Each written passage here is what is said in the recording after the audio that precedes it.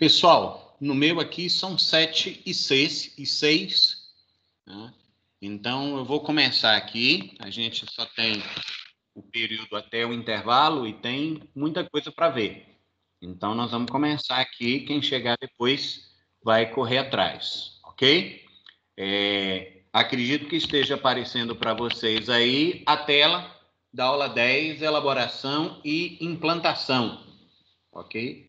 É o tema da nossa sessão 3.2, em que a gente vai conversar um pouquinho sobre a estruturação e a implantação, cuidados que a gente deve ter com o projeto de uma cadeia de suprimentos, ok? Eu creio que, como vocês dois entraram sem necessidade de autorização minha, eu mudei lá nas configurações da reunião para ficar mais fácil a entrada, ok? Agora, eu vou pedir um favor para vocês. Se porventura algum colega sinalizar que está com dificuldade de entrar, espera só um instantinho. Alguém me pediu aqui o link. Espera aí só um instante, pessoal. Vou mandar aqui.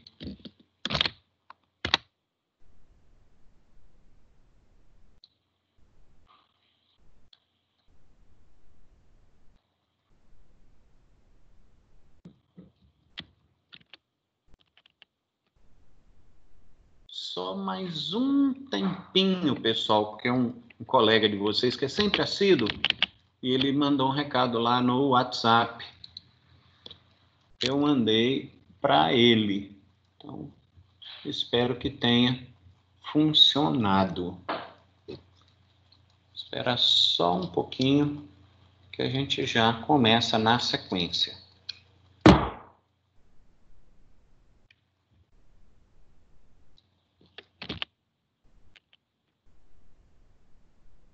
Bom, eu vou começando devagar aqui, porque eu já mandei para ele, ele visualizou, deve estar entrando aí a qualquer momento.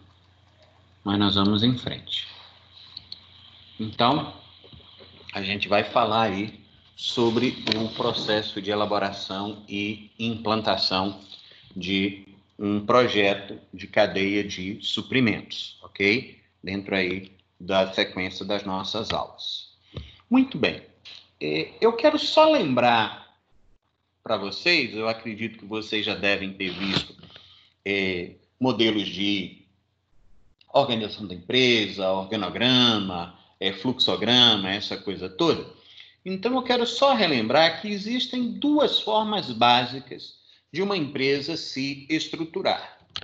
A primeira delas é uma divisão ou uma organização funcional, em que eu coloco no mesmo departamento, no mesmo setor, como você entenda aí, ou como a empresa se organize, funcionários que fazem funções similares. Então, todo mundo que mexe na parte de vendas vai para o departamento comercial. A turma da produção se envolve lá na produção, o pessoal do RH e assim por diante.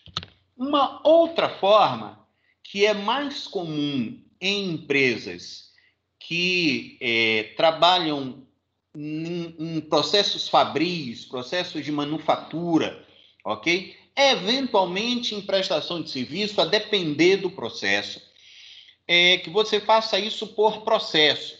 Então, lá na fábrica, na estrutura da fábrica, você vai ter o setor responsável pelos processos de corte, outro setor pelo processo de montagem, solda e assim por diante. Isso quando a gente fala por...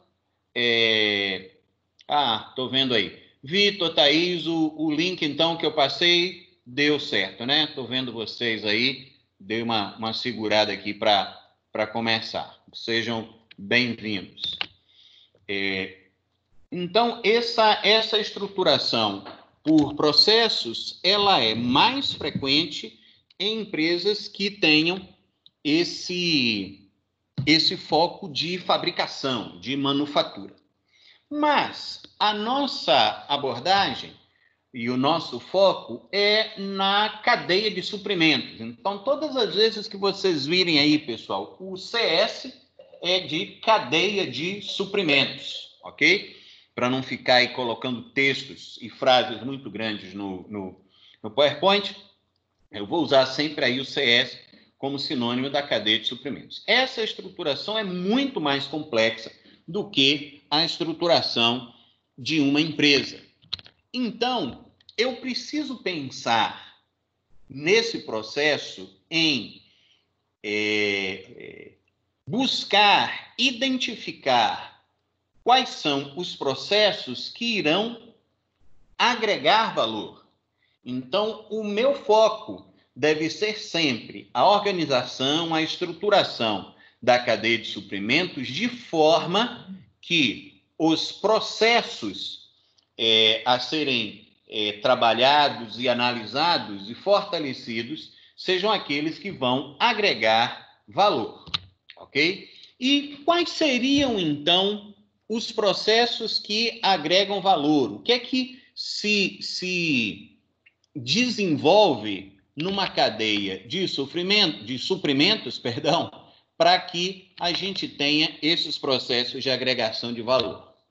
O primeiro deles é quando a cadeia de suprimentos consegue criar um conjunto customizado, ou seja, específico, bastante direcionado e que seja percebido pelo cliente, na criação de bens e serviços. Então, aí é a diferenciação, é conseguir fornecer um produto, prestar um serviço que consiga ser diferenciado, customizado em relação aos concorrentes. É também muito importante pensar em desenvolver competências em toda a cadeia produtiva e em toda a cadeia de suprimentos.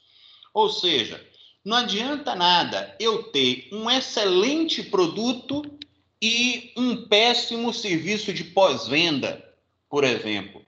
Ou eu ter um excelente atendimento ao cliente, mas um produto, que apresenta muitos defeitos.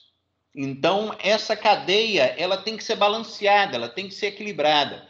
Então, é fundamental que esse processo seja bem pensado, bem estruturado, para que essas competências elas sejam desenvolvidas e cresçam ao longo de toda a cadeia. Um outro aspecto é que, se eu consigo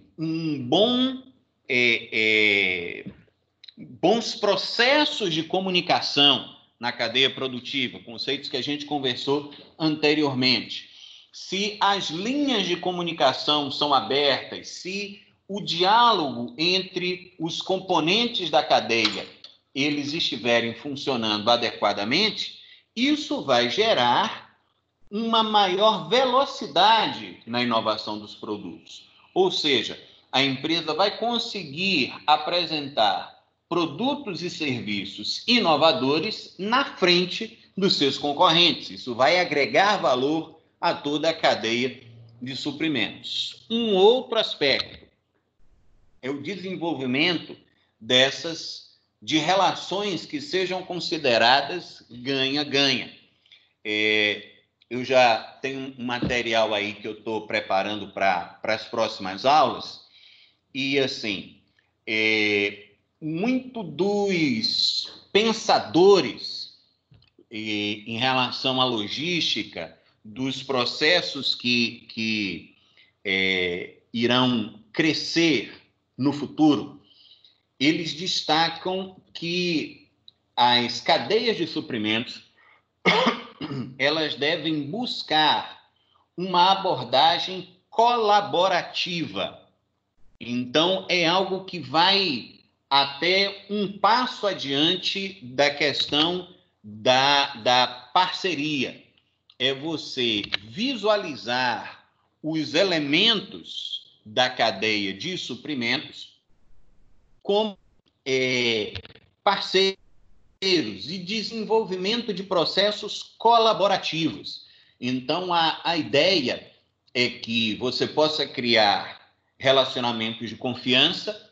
Esses relacionamentos de confiança vão permitir a disponibilização e a utilização de dados pelo conjunto de participantes da cadeia, e isso vai gerar essa relação ganha-ganha. Eu estou falando isso, a gente vai voltar a falar disso mais à frente, porque eu penso que esse processo, ele como a gente diz em alguns conceitos, é meio que o que a gente chama de estado da arte, ou seja, aquilo que está na fronteira, aquilo que é o mais avançado em termos de desenvolvimento de conceitos e de pesquisa na área. Então, estejam atentos a essa abordagem colaborativa na cadeia de suprimentos, a gente vai falar sobre isso. E, lógico, essa abordagem colaborativa, ela trabalha nessa abordagem de uma relação ganha-ganha, tá? Em relação da empresa principal, tanto em relação aos seus fornecedores, quanto aos seus clientes. Nós somos aqui poucos, mas eu quero só reforçar a vocês. Eu estou com os slides aqui, mas a qualquer momento, moçada, se vocês quiserem perguntar alguma coisa, quiserem adicionar alguma observação, vocês são muito bem-vindos. Eu só vou precisar que vocês façam isso no áudio, porque eu abri a tela toda aqui, a mesma tela que está aparecendo para vocês aqui é que aparece para mim, e no meu caso aqui ocupa a tela do computador toda.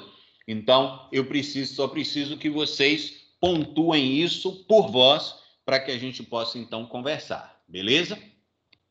E, como último aspecto de um processo que deve ser valorizado para agregar valor à cadeia, é essa abordagem gerencial holística ou integrada.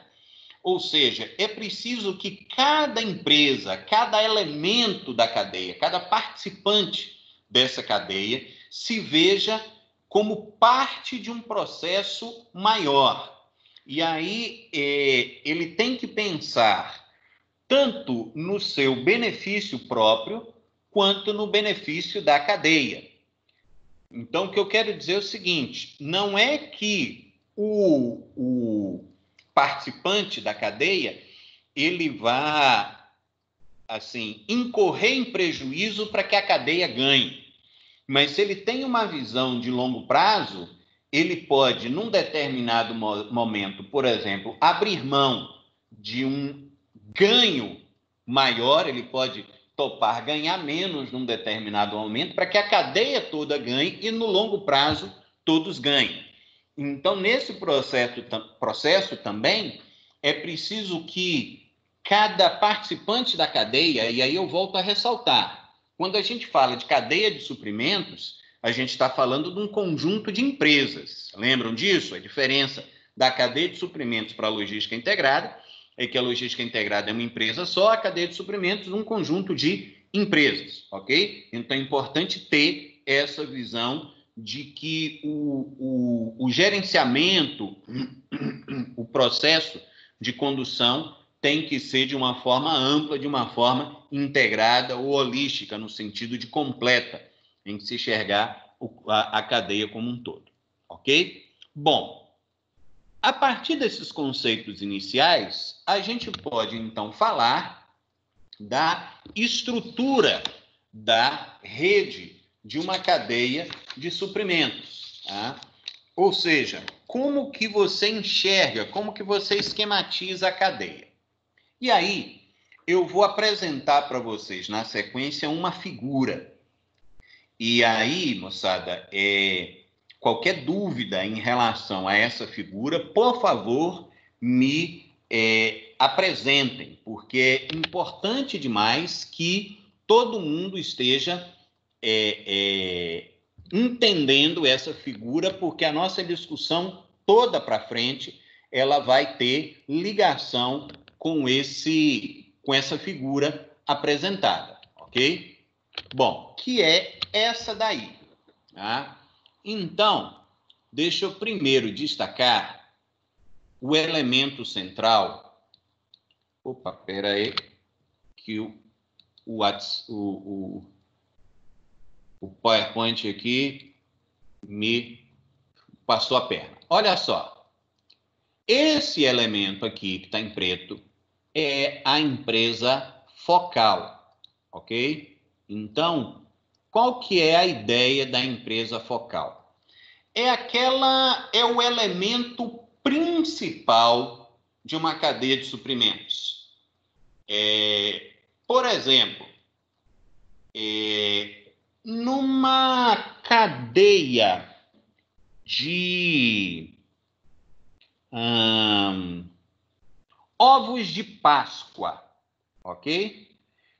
Qual seria, pensando em empresas aqui do Brasil, qual seria a empresa focal de uma cadeia de ovos de chocolate para Páscoa? O que é que vocês me dizem?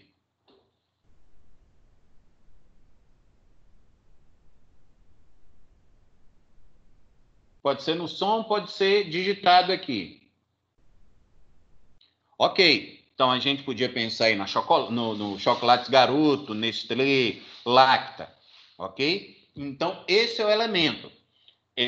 Numa cadeia de suprimentos do setor automobilístico, seria a montadora, ok? A Volkswagen, a Ford, qualquer que fosse a empresa. Então, eu primeiro preciso voltar aqui, identificar a empresa focal, ok? E aí tem um conceito, pessoal, que a gente já viu e que eu quero reforçar, tá? Eu tenho dois fluxos. Eu tenho esse fluxo para cá, que é chamado de fluxo a montante, ok? É só lembrar de um rio. O rio corre da montanha para o mar. Então, à medida que eu vou para o início da cadeia, que eu vou em direção aos fornecedores, eu tenho a direção a montante, ok? E quando eu tenho uma direção quando a direção é no sentido dos clientes, ok? Eu vou ter, então, a cadeia ou os elementos... Nossa, ficou feio para danar aqui. Tá?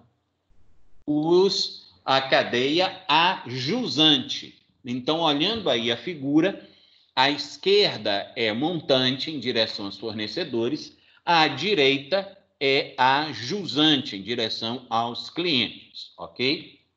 Então, eu tenho, num primeiro momento, tanto fornecedores quanto clientes de primeiro nível. Ou seja, são aqueles indivíduos que têm uma relação direta com a empresa focal, ok? Então, eu tenho aqui 1, 2, 3 até N fornecedores, 1, 2 até N clientes da empresa focal. Então, são aqueles fornecedores e clientes que têm uma relação direta com a empresa focal, ok? Só que eu tenho também tanto fornecedores quanto clientes de segundo nível. Vocês estão vendo aí que meu traço no WhatsApp com o mouse qualquer criança de 4 anos desenha melhor do que eu, mas vamos lá. Eu vou ter aí os fornecedores e os clientes de segundo nível, ok? Que têm contato com os fornecedores de primeiro nível, e aí eu vou ter também do terceiro ou vários outros níveis de fornecedores, do terceiro até os outros níveis de clientes, até o cliente final, ok? Então, pensando, por exemplo, numa empresa de chocolates, talvez, eu teria aqui as grandes distribuidoras regionais, no primeiro nível. Talvez aqui eu nem tivesse o terceiro nível, mas eu tivesse aqui no segundo nível já os Não, de repente a gente pode pensar aqui. Eu acho que dá para eu fazer aqui a gente pensar de uma outra forma, tá? Deixa eu apagar esse aqui. Imaginando aqui, nesse primeiro nível, seria vamos imaginar aqui as grandes distribuidoras regionais, então onde chegam aqueles caminhões enormes. No segundo nível, eu posso pensar aqueles distribuidores, quem já passou, por exemplo, ali no mercado, você tem lá aqueles distribuidores de balas, de doce, essa coisa toda. E eu tenho aqui, no terceiro nível, que já seria aquele, vamos dizer, aquele comérciozinho pequeno que vai comprar dessa distribuidora de balas, digamos assim. Então, aqui no primeiro nível, teria o grande distribuidor regional, de repente, uma pessoa em Valadares, ou uma empresa em Valadares que atende o suprimento de chocolate aí para toda a região. Eu teria como cliente de segundo nível aqueles distribuidores de mercado, o atacadista, e aqui, como terceiro nível, o dono do barzinho lá, da lanchonete, que compra o chocolate para ter para os seus clientes, e, por último, o cliente final, ok? O consumidor final. Então, uma forma aí de vocês entenderem, ok? Então, aí, a visualização e o entendimento dessa figura é muito importante. Como ninguém apontou nada, eu estou, então, partindo do princípio que ficou claro aí para vocês, ok? Então, eu tenho aí fornecedores de primeiro, segundo e terceiro nível, clientes de primeiro, segundo e terceiro nível, clientes finais, sendo que eu posso ter aí também outros elementos intermediários, ok? Bom, então, a partir daí, eu tenho 4 tipos de ligações, ou também chamados 4 tipos de processos entre os membros de uma cadeia de suprimentos.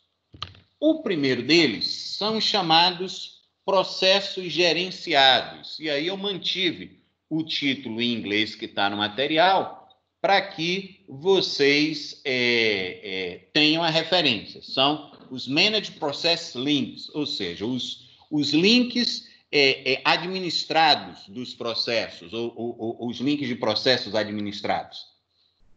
Ou seja, são todas as ligações, e aí a gente parte da empresa focal, ok? As ligações que a empresa focal tem com membros do primeiro nível, ou com qualquer outro agente, seja fornecedor, seja cliente, que seja importante. Então, primeiro nível e outros elementos que talvez não sejam de primeiro nível, mas que sejam importantes, sejam no segundo, terceiro nível, são esses que são as ligações e os processos gerenciados. O segundo grupo são aqueles processos que são monitorados, e aí o Monitored Process Links. Então, são aquelas ligações, aqueles processos que não são críticos, mas têm uma importância suficiente para que eles sejam acompanhados, para que haja algum acompanhamento por parte da empresa focal, ok? Em terceiro lugar, eu tenho aqueles links, aqueles processos que são não gerenciados, ou seja, a empresa focal, ela não vai monitorar esse processo, não vai muito menos gerenciar, mas vai transmitir a responsabilidade de gerenciar e de monitorar esse processo para um outro membro. Então, digamos, um fornecedor de primeiro nível que vai administrar a relação do segundo nível com o terceiro nível e assim por diante. E, por fim, eu tenho os processos que ocorrem com não membros. O que é isso? São aquelas ligações que ocorrem entre membros da cadeia de suprimentos e outros membros que não são exclusivos dessa cadeia, ou seja, tem alguma participação, mas não são exclusivos. E eles só passam a ter alguma importância se esses processos esses relacionamentos tiverem alguma implicação, alguma influência sobre o desempenho da cadeia de suprimentos, ok? Então, eu tenho aí esses 4 tipos de ligações. Agora, é importante que a gente identifique, saiba quais são os fatores que têm sido apontados pela literatura como elementos que podem gerar insucesso no processo de gerenciamento da cadeia de suprimentos, ok? E são aí 8 fatores que um engenheiro de produção precisa estar atento se ele estiver responsável pelo gerenciamento de uma cadeia de suprimentos. O primeiro é o desconhecimento dos custos. Isso é muito complicado, porque quando ocorre, né? Você, às vezes, se compromete com um preço, você se compromete com uma determinada condição de fornecimento e depois isso vai ser impossível de ser alcançado, dados os custos da sua empresa. É fundamental conhecer os custos. Outro aspecto importante é que os processos sejam compatíveis. Então, vamos pensar aí, por exemplo, numa determinada empresa que pretende exportar, ok? Sei lá, vou imaginar aqui, tentar imaginar um exemplo. Digamos que seja uma empresa que trabalhe com móveis e, de alguma forma, essa empresa conseguiu um contrato de exportação para a Europa, ok? E, de repente, essa empresa tem fornecedores e aí ela começa a caminhar com o processo e é muito comum, gente, que empresas na Europa tenham, até mais do que nos Estados Unidos, mas o consumidor europeu, normalmente, ele é muito preocupado com algumas questões do tipo sustentabilidade ambiental, aí toda a questão de meio ambiente, a questão de preservação de áreas nativas, de mão de obra infantil, de qualidade de trabalho, essa coisa toda. E aí essa empresa exige, por exemplo, alguns certificados.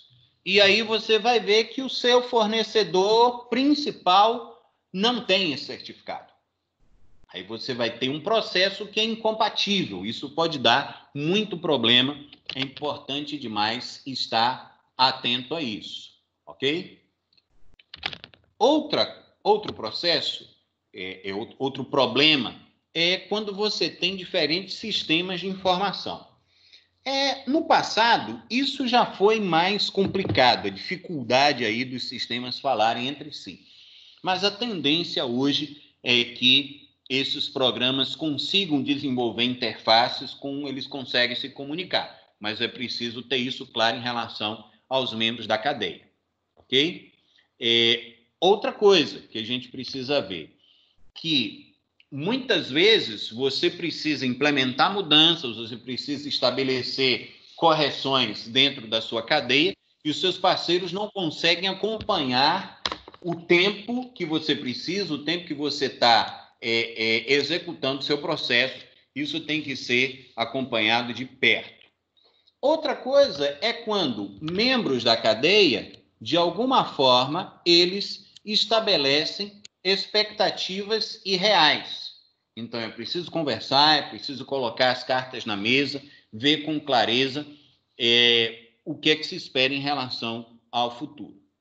Um outro aspecto é que, às vezes, uma empresa tem uma estrutura organizacional muito enxuta, outra tem uma estrutura organizacional muito pesada, e aí os processos de uma são muito lentos, o da outra, às vezes, são excessivamente rápidos. Isso pode causar algum problema, ok? Junto com a estrutura, e porque elas normalmente uma está muito ligada à outra, eu tenho a cultura organizacional. Então, o que é importante para cada membro da empresa? É a sustentabilidade a longo prazo, é a maximização do lucro, é o retorno aos acionistas, é a conquista de maior parcela do mercado.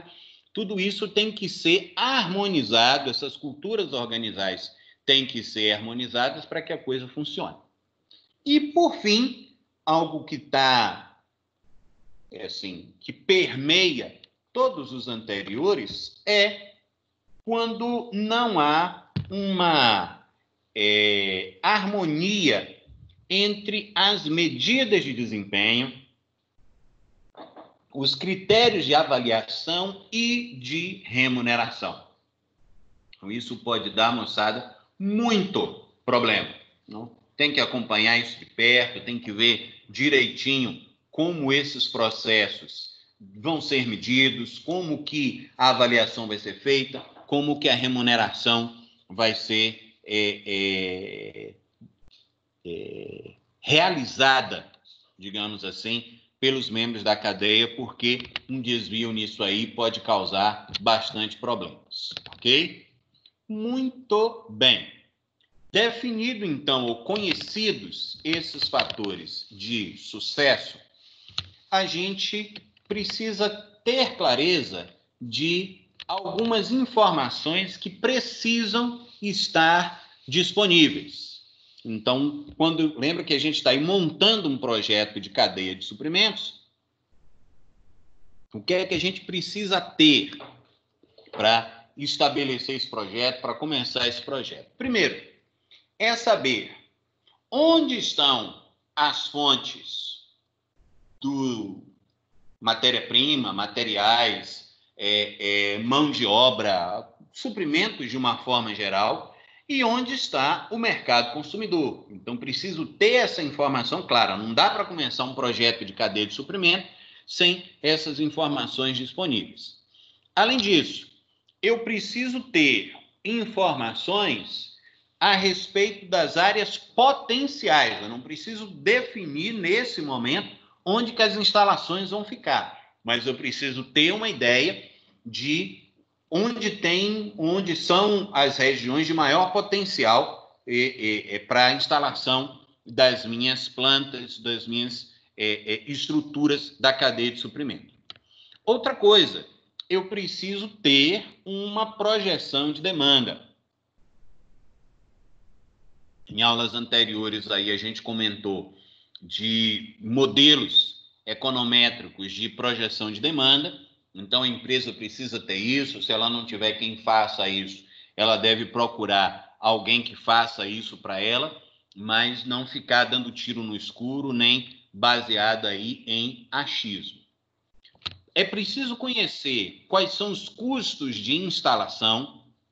Então, quanto vai custar estabelecer a fábrica, quanto vai custar o relacionamento com os fornecedores, o transporte, conhecer também os custos de mão de obra e os custos de material.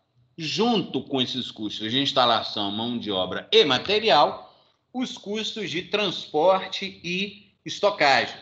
E aí vai depender demais se eu vou levar a minha estrutura de produção mais para perto dos fornecedores, e aí eu vou diminuir talvez o custo de fabricação, mas pode ser que aumente o custo de transporte e armazenagem, ou se eu vou levar essa estrutura mais perto do transporte e estocagem. Isso aí tem que ser analisado com calma. Preciso conhecer o preço de venda, ou pelo menos o preço-alvo daquele produto que eu quero estabelecer, ou do preço que os meus concorrentes estão praticando, se eu quero estabelecer aí uma empresa onde eu já tenho concorrentes estabelecidos, ok? Preciso conhecer aí a questão de impostos e tarifas. A gente não tem tempo de conversar sobre isso aqui agora, mas é um dos grandes nós do Brasil, é uma das reformas mais necessárias e, infelizmente, menos valorizadas no Brasil, é a reforma tributária. A gente precisa ter um país com tributos e com impostos mais simples, ok? E também saber como que essa estrutura com que velocidade ela vai responder a mudanças no mercado. A gente já viu também em aulas anteriores, tem produtos que são mais tradicionais, outros produtos que são mais inovadores, como que a empresa vai lidar com isso aí, ok?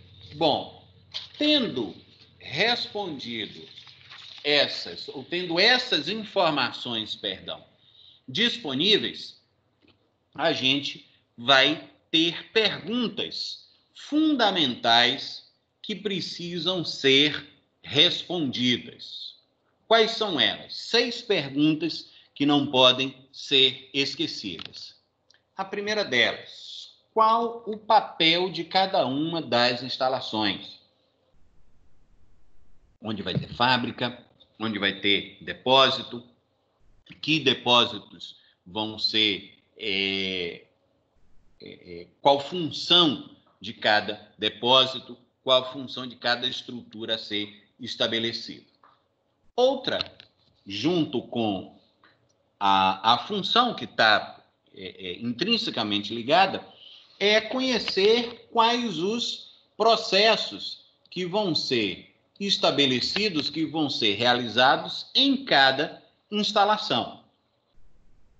Junto com isso, onde que as instalações serão localizadas? Eu comentei com vocês, você pode optar por levar as suas instalações mais próximas dos seus fornecedores ou mais próximas dos seus clientes. É um trade-off aí que cada empresa precisa definir. Pensando aí de novo em termos de cadeia de suprimentos, em que eu tenho várias empresas envolvidas, isso tem que ser muito bem desenhado, ok? A gente comentou e vai voltar a falar sobre isso, sobre a Volkswagen Caminhões. Então, naquela região ali seria o sul do Rio de Janeiro, já perto da fronteira com São Paulo, Resende, ali, bem assim, às margens da Via Dutra, houve instalação tanto da Peugeot quanto da Volkswagen Caminhões naquela região, muito em função da facilidade aí de transporte. Então, a Via Dutra realmente foi um aspecto fundamental na escolha da localização dessas fábricas. Outra pergunta, qual deve ser a capacidade alocada em cada instalação? Então, como que isso vai ser resolvido? Além disso, a que mercados cada instalação deverá atender? O atalho aqui foi porque é o seguinte, eu preciso entender e conhecer qual a dimensão do meu mercado.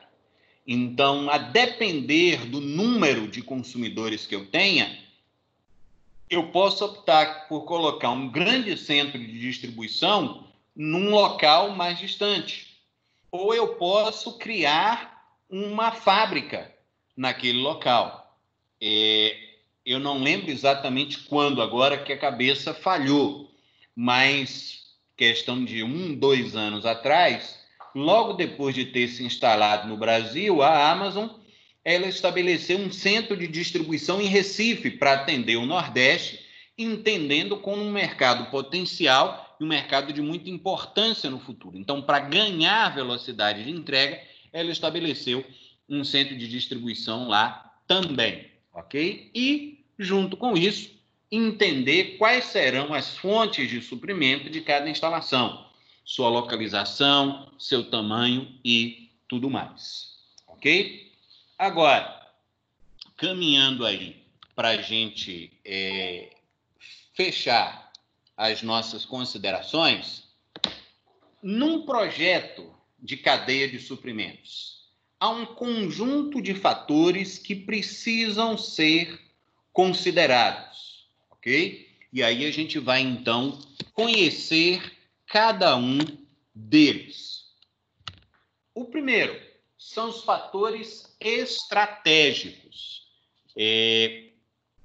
De que forma eu preciso pensar estrategicamente na estruturação de uma cadeia de suprimentos? Primeiro, eu preciso entender que quando o foco da empresa é a liderança de custos, ou seja, é um produto que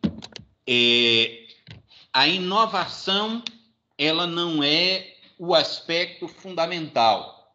Eu já tenho aí uma demanda mais estruturada, uma coisa mais conhecida, e a empresa, então, ela entende que o seu foco tem que ser a liderança de custos. Então, o que entra em... Qual que é o aspecto estratégico mais importante? Achar o local de menor custo para suas instalações de manufatura.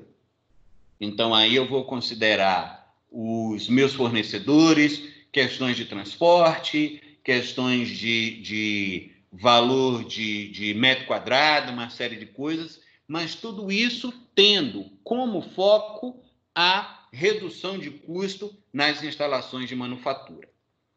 Por outro lado, empresas que focam em responsividade, ou seja, são aquelas empresas que precisam entregar alguma coisa mais rápida, ou empresas que, de alguma forma, precisam ter um contato com os seus consumidores muito próximo, muito claro, muito aberto.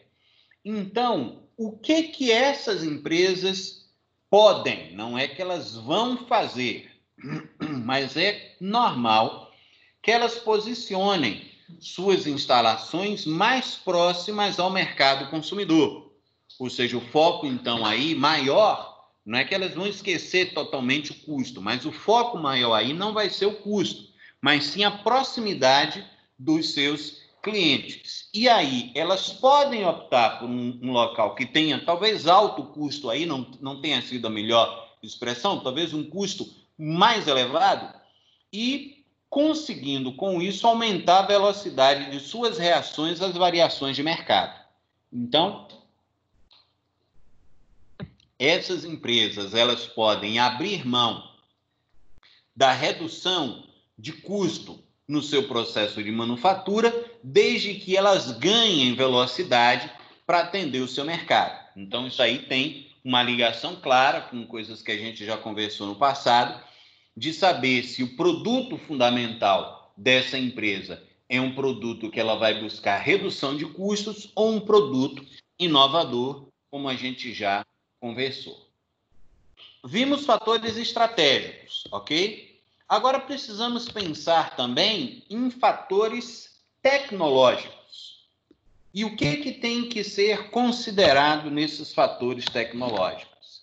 Aí a ideia de que se a tecnologia de produção apresentar economias de escala significativas. E aí eu vou, de novo, perguntar para vocês, que eu preciso dar até uma poupada aqui na garganta alguns momentos. Lembram do conceito de economia de escala?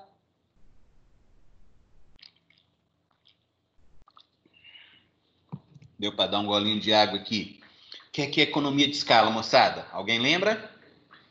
Pode falar ou pode digitar. Vamos relembrar esse conceito aí.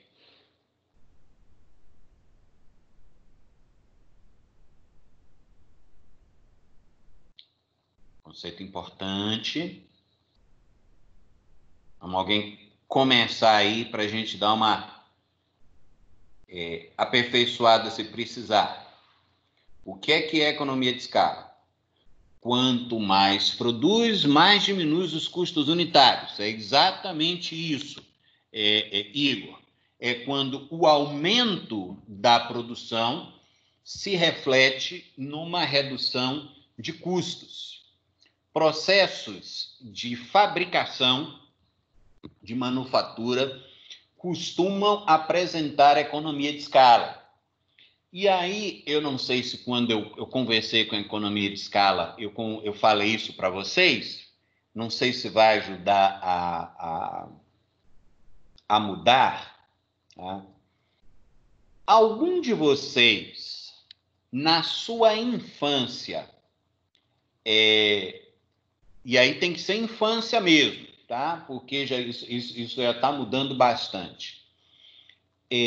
ou pelo menos os seus pais, talvez, como é que era a ideia de uma fazenda no passado em termos de diversidade de produção de produtos?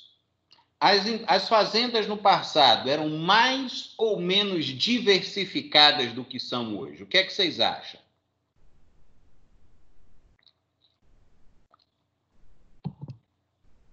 Quando você ia na roça no passado, tinha mais ou menos variedade de produtos lá? O que é que vocês me dizem? Pode ser pela voz também, tá, moçada?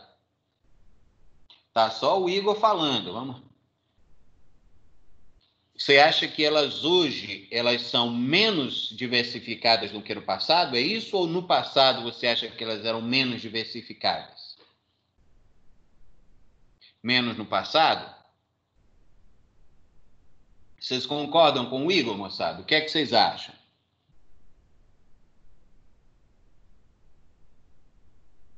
Alguns mais, outros menos. Deixa eu dizer para vocês o seguinte.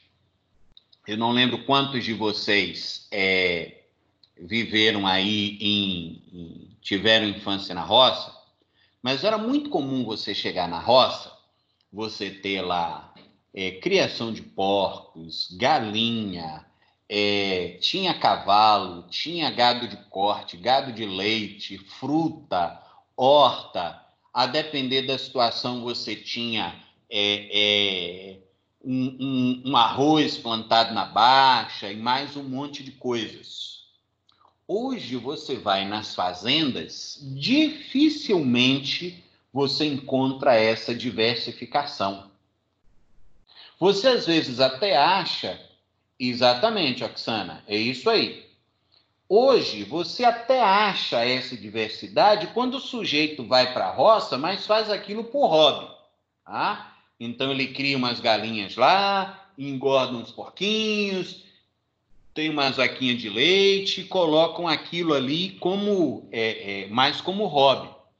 Mas o produtor rural que precisa sobreviver daquela atividade, hoje dificilmente ele vai ter mais de um produto, ok? Você vai hoje numa propriedade que produz soja, lá no Centro-Oeste, o sujeito às vezes não tem nem jardim na frente da casa dele, porque a soja vai até na porta da casa do sujeito. Quem produz café, produz só café, ok? Então, era comum no passado você tinha o café, tinha o milho, tinha fruta, tinha feijão. Hoje, o que acontece? O que está por trás disso, moçada? Eu estou destacando porque isso é muito importante para vocês entenderem a estrutura de mercado que vocês vão enfrentar. A agricultura é uma atividade que costuma apresentar, forte economia de escala. Então, por exemplo, se vocês tiverem aí parentes com origem no campo, se vocês forem perguntar para eles, até talvez uns 30 anos atrás, você ainda tinha, por exemplo, muito milho sendo produzido aqui na região, ok? Você tinha algumas regiões que produziam algum arroz na baixa, alguma coisa desse tipo. Hoje, tudo vem de fora. Por quê? Porque as fazendas dedicadas a produzir milho produzem só milho. E aí você tem fazendas cada vez maiores, vocês já devem ter visto aí as máquinas agrícolas hoje enormes, de trator, de colheitadeira. Tudo isso é economia de escala, inclusive para o leite. Então você tem um processo aí em que muitos pequenos produtores de leite deixaram de produzir leite, porque o leite hoje é um produto com economia de escala, ok? Acaba tendo aí um processo em que você precisa produzir uma quantidade mínima para ter alguma remuneração. Então, vamos voltar lá. Qual que é a implicação disso? Se o processo produtivo, se a tecnologia de produção, ele apresenta economias de escala significativas, tá? Ó, ficou errado aí, eu vou depois corrigir, moçada, tá? Teria que ter um será mais eficaz, poucas instalações de alta capacidade. Deixa eu fazer um negócio aqui. Deixa eu corrigir isso aqui. Tá? Deixa eu... Você muda. Serão mais eficazes. Corrigir logo. Ok. Então, poucas instalações de alta capacidade serão mais eficazes. Então, ao invés de eu ter várias fábricas, eu tenho uma fábrica só em que vai concentrar a produção para que eu aproveite, a economia de escala. Agora, se eu não tenho custos fixos significativos, então normalmente a economia de escala está ligada aí a custos fixos elevados, eu posso ter instalações menores e mais próximas ao mercado. Então, aí próximo de um grande centro consumidor, eu vou ter aí custos de transporte menores, posicionando essas instalações mais próximas ao mercado consumidor. Esses, então, são os fatores tecnológicos, ok? Agora, vimos os estratégicos, os tecnológicos. Agora a gente vai falar dos fatores competitivos. O que é que eu tenho que analisar também em termos de fatores competitivos? Eu tenho que conhecer os meus concorrentes. Ou seja, eu preciso saber quais são os meus concorrentes, quais as estratégias que eles utilizam, qual que é o tamanho, qual que é a localização, tudo isso eu tenho que considerar quando eu vou projetar uma rede de cadeia de suprimento, ou redes de cadeias de suprimentos, ok? Dentro disso, tá, eu vou considerar fundamentalmente se eu vou aproximar as instalações dos meus concorrentes ou vou distanciá-las. E aí é uma questão que tem que ser muito bem pensada. Porque, normalmente, se eu aproveitar para colocar as minhas instalações próximas aos concorrentes, eu provavelmente vou estar próximo dos fornecedores, ok? Então, mas isso pode incorrer em outros problemas, ok? Muito bem. Existem outros fatores que a gente precisa considerar. E aí, em primeiro lugar, eu preciso considerar aquilo que a gente pode chamar de fatores externos, ou seja, são fatores que são alheios à cadeia de suprimentos, que não necessariamente a cadeia de suprimentos terá condições de influenciar sobre eles, mas vai receber a influência deles. Então, questões econômicas, questões políticas, questões de infraestrutura.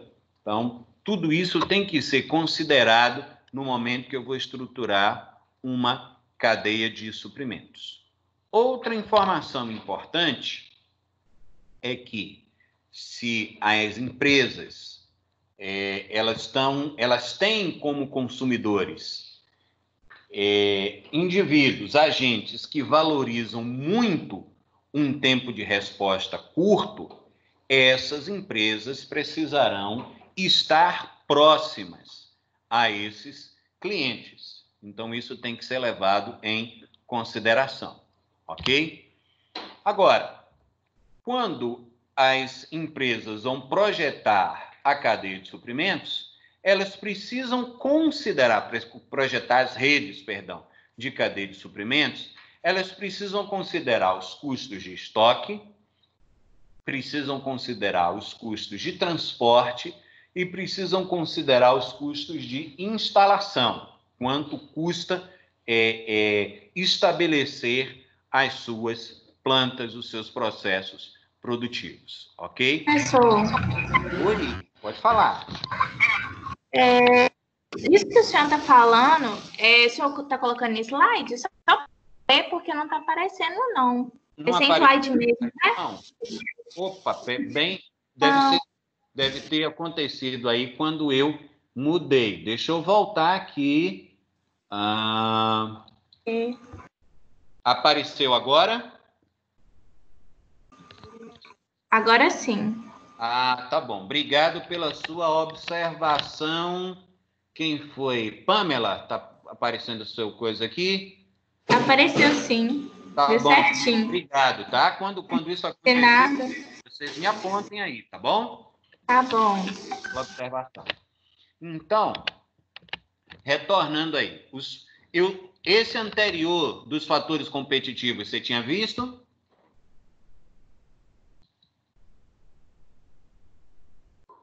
Eu tinha apresentado esse, ok? E eu estava falando agora dos outros fatores, que são os fatores externos, a questão de economia, de política e de infraestrutura, ok? Essas empresas que estão voltadas para que atendem clientes que valorizam muito o tempo de resposta curta, elas vão precisar, tá? Precisarão. Vou ter que sair de novo para corrigir.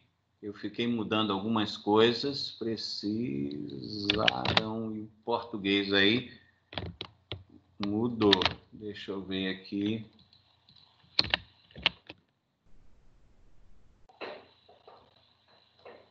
Cadê a apresentação? Aqui. Tá aparecendo aí, pessoal? Alteração no português? Sim, tá aparecendo, professor. Tá, joia. Obrigado.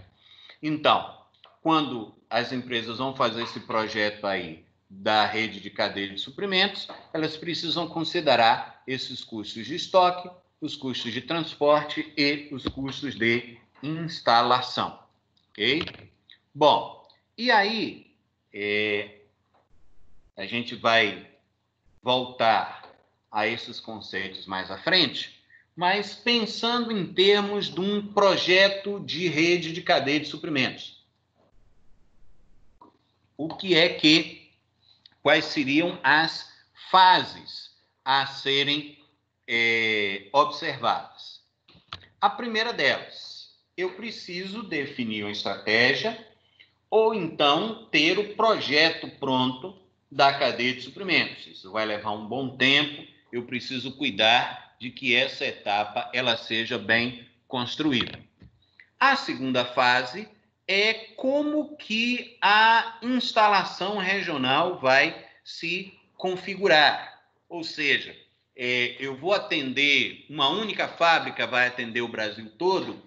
Quantos centros de distribuição eu vou ter? Como que vai ser o processo de transporte? A gente vai falar lá na frente aí de parceiros logísticos, de processos aí de terceirização de serviços logísticos. Tudo isso precisa ser considerado, ok? Depois, eu preciso selecionar um conjunto de locais em potencial.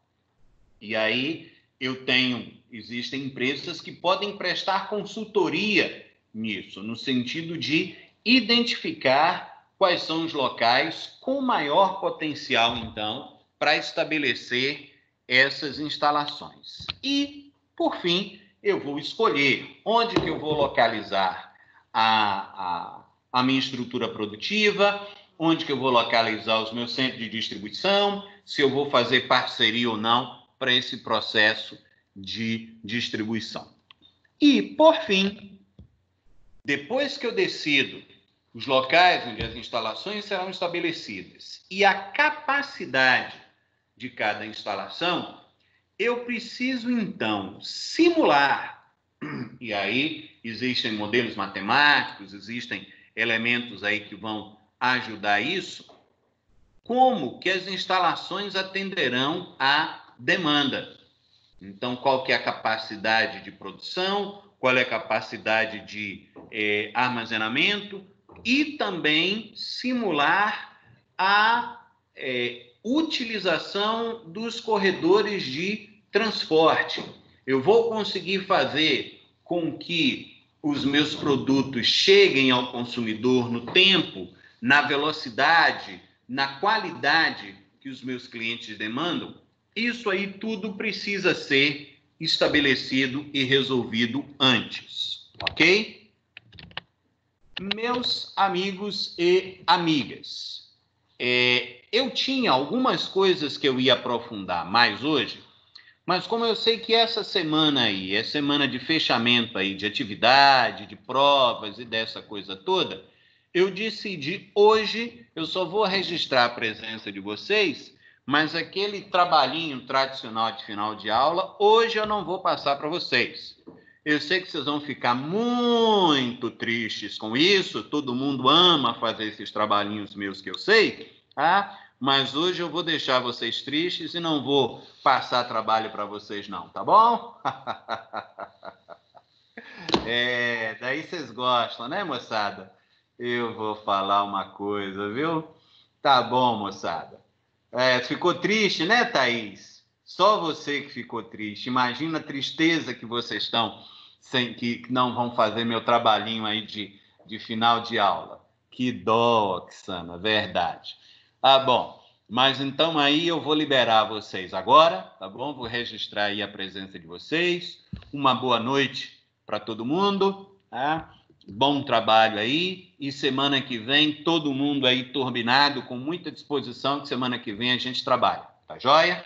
Boa noite aí para vocês, bom descanso, bom trabalho aí para quem ainda tem atividades para resolver. Aquele abraço a todos.